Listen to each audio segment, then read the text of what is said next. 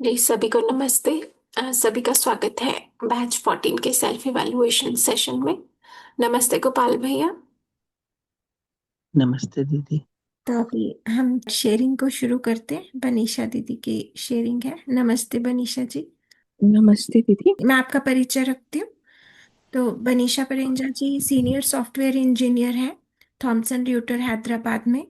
पहला वर्कशॉप 2022 में किया, फिर UHV 2 किया, तभी 2022 में पंजाब टेक्निकल यूनिवर्सिटी से UHV 3 भी किया लास्ट ईयर 2024 में IIT कानपुर में। अभी फोर्थ या फिफ्थ टाइम अपनी शेयरिंग को रख रहे हैं।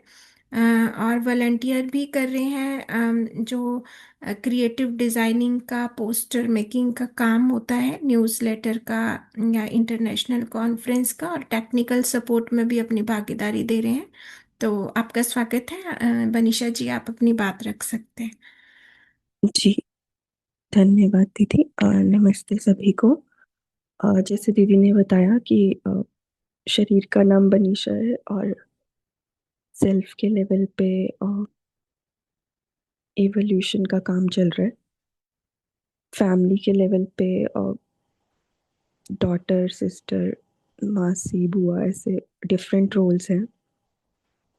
और अभी तो ऐसे लगता है कि पेरेंट्स भी बड़े बच्चे ही होते हैं, क्योंकि उनको छोड़ के जाते तो जैसे मदर को लगता है ऑफिस जाते हुए कि छोटे बच्चों को छोड़ के जा रहे हैं, वैसे फीलिंग आती है कि बड़े बच्चों को छोड़ के जा रहे हैं। और ये बड़े बच्चे ऐसा लगता है कि छोटे बच्चों से भी थोड़े ज्यादा जिद्दी होते हैं, क्योंकि छोटे बच्चे जल्दी मान जाते हैं। और सोसाइटी के लेवल पर देखें तो professionally I am working as a software engineer, and beyond programming I'm also volunteering at a society for advocating women in engineering and STEM। और नेचर के लेवल पे मैं थोड़ी टाइम स्पेंड करती हूँ ऑब्जर्व करने के लिए कि जब कोई चीज़ एब्सोल्यूट होती है तो उसका दूसरी चीज़ पर कैसे प्रभाव पड़ता है। चाहे हम घास पे चलते हैं या फिर हम किसी पेड़ की छांव में बैठते हैं, तो वो चीज़ जो अपने एब्सोल्यूट स्वभाव में है वो कैसे दूसरी यूनिट पे प्रभाव डालती है, उसको मैं ऑब्जर्व करने की कोशिश करती हूँ। अभ्यास 1 व 2 में अगर हम देखें तो इस बार मेरा ध्यान जो हमारा मेन पॉइंट है कि शून्य कैसे रोल प्ले करता है, इस पर थोड़ा सा मेरा ध्यान गया अलग अलग घटनाओं के माध्यम से। और उसके थ्रू हम कैसे रिस्पॉन्स कर सकते हैं, अलाइनमेंट कर सकते हैं, उस पर भी ध्यान गया। और अलग अलग मान्यताएं कैसे वर्क करती हैं विचारों में, उस पर भी ध्यान गया। और उसके अंडरलाइंग सोर्सेज, वो मतलब वो विचार कहाँ से आ रहे हैं, उसको भी मैंने एनालाइज करने का प्रयास किया।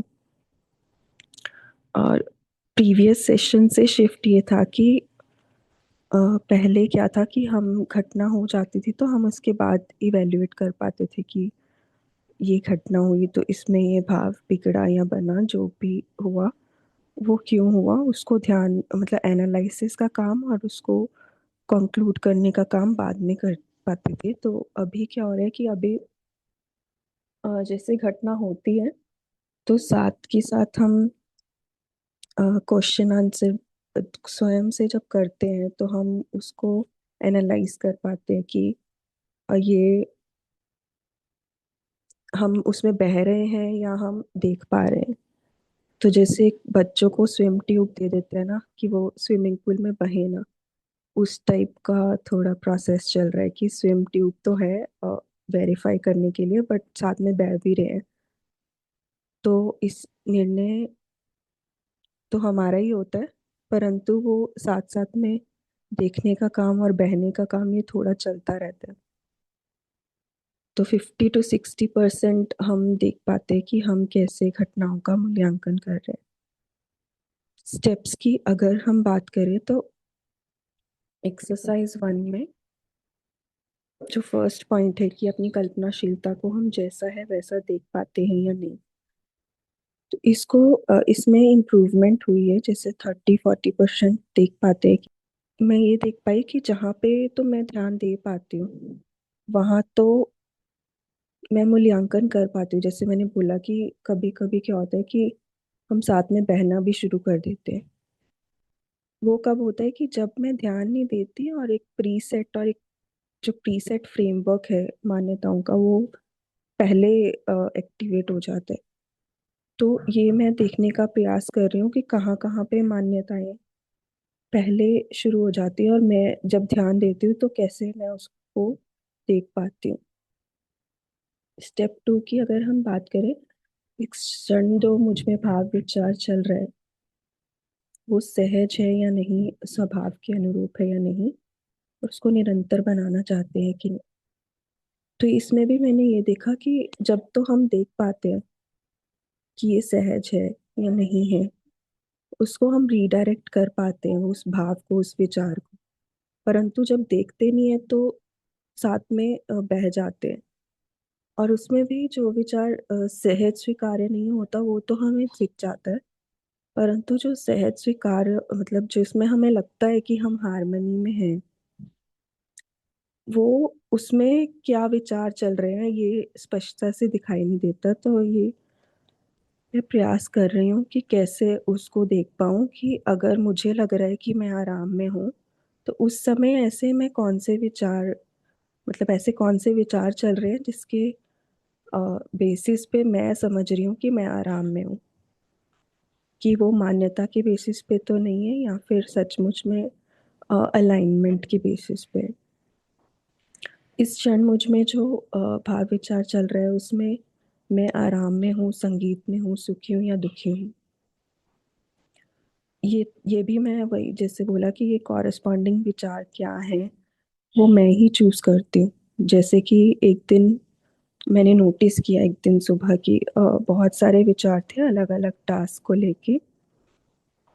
तो उसमें मैंने, मतलब हम जब कई सारे विचार होते हैं तो हम उसमें आराम में जब नहीं महसूस करते, उसको प्रायोरिटाइज नहीं कर पाते, तो हम डिफरेंट सोर्सेज के थ्रू उसको रीडायरेक्ट करने का प्रयास करते हैं। जैसे कि हम सोचते हैं कि हम कोई ऐसी बुक पढ़ लेते हैं जिससे हमें थोड़े ये विचारों में शांति मिले, या कुछ बाहर चले जाते हैं वॉक करने के लिए, या फिर हम कुछ सुन लेते हैं ऐसा जो सुन के हमें लगता है कि हम शांत हो जाते हैं।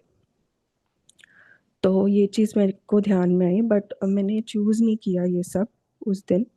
और मैंने ट्राई किया कि मैं जो मेन, मतलब जो विचार हैं उनको प्रायोरिटाइज करके रिजॉल्व करूँगी। तो इस तरीके से मैं देख पाई कि विचार जो चलते हैं हम उसको अवॉइड भी करते हैं जब हम आराम में नहीं महसूस करते या परेशान महसूस करते हैं।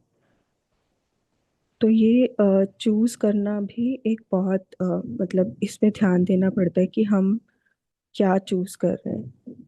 जो नेक्स्ट स्टेप है कि इस क्षण में मुझ में जो विचार भाव चल रहा है उसका निर्णय कौन लेते हैं। निर्णय तो मैं ही लेती हूँ, कोई परिस्थिति व्यक्ति नहीं ले सकते। वो सिर्फ उसको, किसी भाव को ट्रिगर कर सकते हैं, बट निर्णय तो मैं ही लेती हूँ। तो जैसे मैंने बोला कि मैंने फिर उस दिन यही निर्णय लिया कि मैं कैसे उन विचारों को प्रायोरिटाइज करके उसको रिजॉल्व करूँ।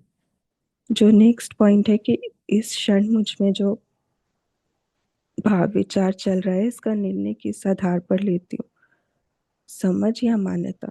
तो अभी तक मैंने ये नोटिस किया, ये इसमें मैंने एक ये इम्पॉर्टेंट पॉइंट नोटिस किया कि मान्यताओं के आधार पर बहुत बार इनिशिएशन हो जाता है भाव विचार का। और उसमें भी ये बहुत इम्पॉर्टेंट पॉइंट है कि जो इनपुट्स हम ले रहे हैं इंफॉर्मेशन के फॉर्म में, चाहे वो फ्रेंड्स हो या फिर कलीग्स हो, मतलब हमारे खुद के जो पास्ट एक्सपीरियंसेस हैं उनके बेसिस पे जो मान्यताएं हैं वो तो रोल प्ले करती हैं। बट जैसे हम किसी फ्रेंड से बात करते हैं, कलीग से बात करते हैं, वो जो अपना एक्सपीरियंस शेयर करते हैं, उनके भी मान्यताएं कभी कभी बीच में ऐड ऑन हो जाती हैं। या फिर हम कोई और इन्फॉर्मेशन कुछ कहीं से भी सुनते हैं तो हम उनके जो एक्सपीरियंसेस होते हैं उसकी कॉरेस्पॉन्डिंग जो मान्यताएं होती है वो भी कई बार ऐड ऑन हो जाती है हमारे कल्पनाशीलता में।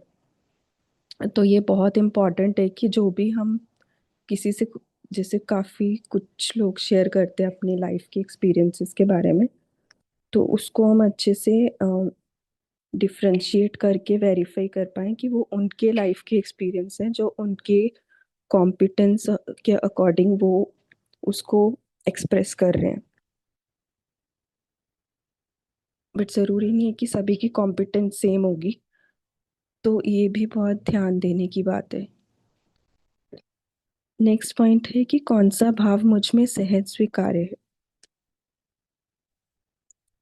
तो जैसे मैंने बोला कि संबंध का भाव, व्यवस्था का और सहअस्तित्व का, ये तो हम देख पाते हैं कि हमें सहज स्वीकार्य है।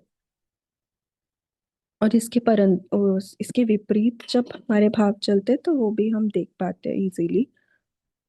अभी उसके कॉरेस्पॉन्डिंग क्या विचार चल रहे हैं और वो क्यों चल रहे हैं, इस पर ध्यान देने का प्रयास कर रहे हैं।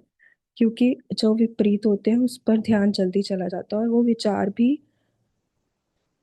समझ आते हैं कि हम ऐसा क्यों सोच रहे हैं।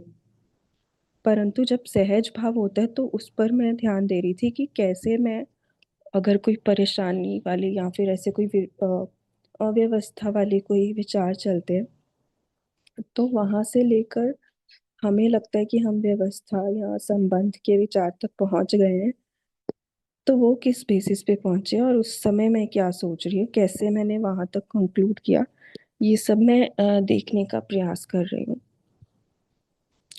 नेक्स्ट पॉइंट जो है कि मैं देख पाती हूँ या नहीं कि संबंध, व्यवस्था और सह अस्तित्व को संपूर्णता में समझकर ही उसके कॉरेस्पॉन्डिंग निर्णय लेकर हम आराम में संगीत में रह सकते हैं। तो जैसे मैंने ये थोड़े एग्जाम्पल्स में बताया कि ऐसे काफी बार होता है कि हम मल्टीपल लोगों के एक्सपीरियंस सुनकर या मल्टीपल विचारों के कॉरेस्पॉन्डिंग जब निर्णय नहीं ले पाते तो हम उसको अवॉइड करने के लिए अलग अलग तरीके से रीडायरेक्ट करने का अभ्यास करते हैं। तो इसको मैंने, मतलब कभी कभी मेरा 3-4 जगह पे ऐसा ध्यान गया कि कैसे, मतलब मुझे भी समझ नहीं आया कि मैंने क्यों चूज किया उस टाइम पे, वो डिसीजन क्यों लिया, ये बहुत तेजी से हुआ तो मेरे को भी इतना समझ नहीं आया। परंतु जब वो मैंने निर्णय ले लिया कि मुझे ऐसे नहीं ऐसे करना है, तो उसके बाद मैंने ध्यान देने का प्रयास किया कि ये निर्णय मैं कैसे ले पाई उस समय पे। तो वही मैं ध्यान दे पा रही थी कि जो भी इनपुट्स हम लेते हैं वो कहीं ना कहीं रोल प्ले करते हैं, तो इसको इनपुट्स को कहाँ से ले रहे हैं और क्या इनपुट्स हम यूटिलाइज कर रहे हैं, उसको बहुत ध्यान देने वाली बात। एक्सरसाइज 2 की अगर बात करें तो, मैं चैतन्य हूँ और ये शरीर दोनों अलग अलग वास्तविकताएं हैं, ये हम सुनते रहते हैं। और इसको भी मैं अभ्यास कर रही थी, सेंसेशन, संवेदनाएं और भाव आपस में कैसे इंटरेक्ट, मतलब कैसे एक दूसरे पर प्रभाव पड़ता है, ये मैं देखने का अभ्यास कर रही थी डिफरेंट डिफरेंट घटनाओं में। मैं और शरीर के बीच में सिर्फ सूचनाओं का आदान प्रदान होता है, ये भी मैं देख पाई। मतलब तीन कुछ ऐसी घटना, एक जो एग्जाम्पल्स मतलब दी जाती हैं एक्सरसाइज में कि कोई आप रास्ते पर जा रहे हैं तो ऐसा हो गया, या कोई जानवर ऐसा मिल गया, तो वैसे वैसे सेम हो जाता है और जानवर, बट जो उस लिस्ट में होता है वो कब वो अलग ही आ जाता है। परंतु मैं देख पाई है ऐसे 3-4 घटनाओं में कि शरीर के और मेरे बीच में सूचनाओं का आदान प्रदान ही होता है। और जो नेक्स्ट है कि शरीर को क्या संकेत देना है और किस संवेदना को पढ़ना है, इसका निर्णय कौन लेता है। ये भी मैं देख पाई कि संकेत क्या देना है और संवेदना को कब पढ़ना है, कैसे पढ़ना है, इसका निर्णय तो मैं ही लेती हूँ। चाहे वो मैं ध्यान देख कर लूँ या फिर जब मेरा ध्यान नहीं होता फिर भी कोई किसी ना किसी बेसिस पे मैं निर्णय मैं ही लेती हूँ। मैं और शरीर मैं शरीर से अलग होते हुए भी संवेदना को पढ़ पाती हूँ। ये भी मैंने 1-2 घटनाओं में बहुत क्लियरली देखा कि जब शरीर में कोई संवेदना हो रही है तो मैंने उसको पढ़ा और उसके भी कॉरस्पॉन्डिंग तीन चार ऑप्शंस थे जो हो सकते थे। पर उसमें मैंने एक स्पेसिफिक घटना में मैंने डीप ब्रीदिंग को चूज की, निर्णय लिया डीप ब्रीदिंग करने का। और वो मैंने उस टाइम पे कैसे लिया वो मुझे भी ध्यान में नहीं है, क्योंकि बहुत तेजी से हुआ तो।